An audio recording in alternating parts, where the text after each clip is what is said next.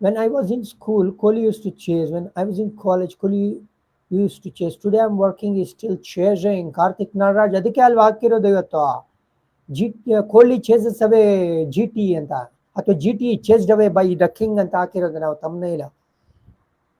4144 run ಏನು ಇವ್ರದ್ದು ಚೇಸಲ್ಲಿ. Total runs 8989, ಅಂದರೆ close to 50% of the runs ಇವ್ರದ್ದು ಬಂದಿರೋದು ಚೇಸಲ್ಲೇನೆ. ನಾನು ಸ್ಟಾರ್ಟಿಂಗ್ ಆಫ್ ದಿ ಸೀಸನಲ್ಲೇ ನಿಮ್ಗೆ ಹೇಳ್ಬಿಟ್ಟಿದ್ದೆ, ಅಣ್ಣ ಫಸ್ಟ್ ಬ್ಯಾಟಿಂಗ್ ಆಡಿದ್ರೆ ಬೇಜಾನ್ ಕ್ವಾಲಿಟಿ ಆಫ್ ರನ್ಸ್ ಮೇಲೆ ಒತ್ತು ಕೊಡ್ತಾರೆ, ಅಂದರೆ ಬೇಗ ರನ್ ಮಾಡಬೇಕು ಅಂತ. ಸೆಕೆಂಡ್ ಅಂತ ಬಂದಾಗ ಅದು ಕ್ವಾಂಟಮ್ ಆಫ್ ರನ್ಸ್ ಬರುತ್ತೆ, ಅದ್ರ ಮೇಲೆ ಫೋಕಸ್ ಮಾಡ್ತಾರೆ. ಯಾಕಂದರೆ ಟಾರ್ಗೆಟ್ ಏನು ಅಂತ ಗೊತ್ತು, ಇನ್ನಿಂಗ್ಸ್ನ ಆ ಥರ ಬಿಲ್ಡ್ ಮಾಡಬೇಕು ಅಂತ ಗೊತ್ತು ವಿರಾಟ್ಗೆ, ಆ ಒಂದು ಕೆಲಸ ಮಾಡ್ತಾರೆ ಅಂತ. ಈ ಥರ 2 ಡಿಫ್ರೆಂಟ್ ಕೆಲಸ ಮಾಡ್ತಾ ಇರೋ ವಿರಾಟ್ ಕೊಹ್ಲಿ ಈಗ ಮತ್ತೊಮ್ಮೆ ಆರೆಂಜ್ ಕ್ಯಾಪ್ನ ಮಾಲೀಕ ಆಗಿರೋದು. ಅಂದರೆ ಅವ್ರ ಬ್ಯಾಟಿಂದ ಬೇಗ ರನ್ಸ್ ಬರ್ತಾ ಇದ್ರು ಕೂಡ, ರಿಸ್ಕ್ ತಗೊಂಡು ಬ್ಯಾಟಿಂಗ್ ಆಡ್ತಾ ಇದ್ರು ಕೂಡ ಕ್ವಾಂಟಮ್ ಆಫ್ ರನ್ಸ್ ಏನು ಕಮ್ಮಿ ಆಗಿಲ್ಲ. ಹಾಫ್ ವೇ ಸ್ಟೇಜಿಗೆ ಬಂದಿದ್ದೀವಿ ನಾವಿವಾಗ. 7 ಗೇಮಲ್ಲಿ 10 ಪಾಯಿಂಟು.